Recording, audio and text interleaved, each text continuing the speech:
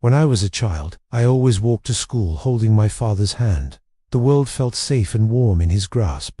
But one day, I started noticing something I never had before: my father's shoes. They were old, cracked, and covered in a layer of dust that seemed permanent. They looked tired, just like his hands. That morning, I couldn't hold it in any longer. "Dad, can't you buy new shoes?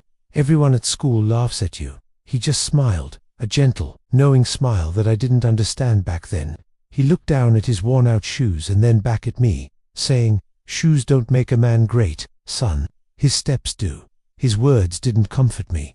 At school, the whispers turned into gears. "Look, your dad wears broken shoes." Their laughter echoed in my ears, making my face burn with shame.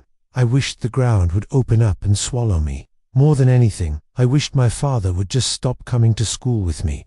That evening, at the dinner table, I couldn't meet his eyes. The silence was heavy. He gently asked, "Rough day?" I looked away, my voice cold and sharp. "I don't want you to come to school anymore." I saw a flicker of pain in his eyes before he masked it with a small, sad smile. He didn't say a word, but his silence was louder than any scolding. I didn't know then what his days were really like. I didn't know that my father worked from dawn until long after the sun had set, lifting heavy bricks at a construction site. He never complained, never seemed to rest. His every waking moment was a struggle to provide for us.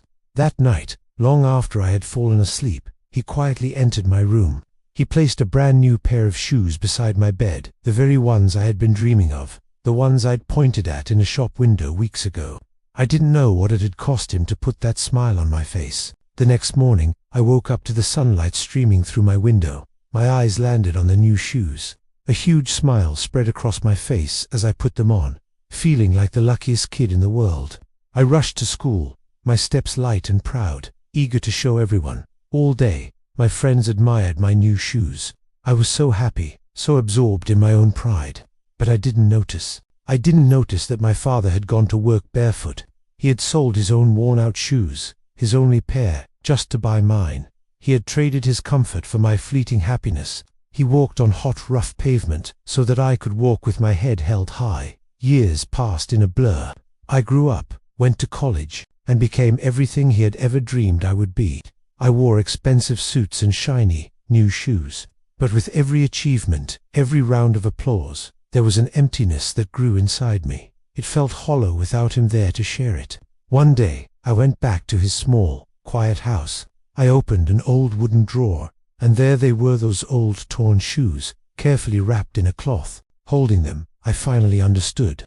Those old shoes reminded me of the feet that had walked through fire so that I could walk on a path of flowers. Today, I can afford any pair of shoes I want, but none of them will ever feel as precious as the ones my father wore.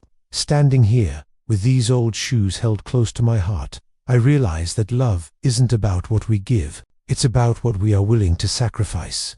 We should all cherish those who walk barefoot so that we can learn to fly. Our Father's love is often silent, but it's the most powerful sound in the world. Thank you for watching. If this story touched your heart, please like and subscribe for more content that matters.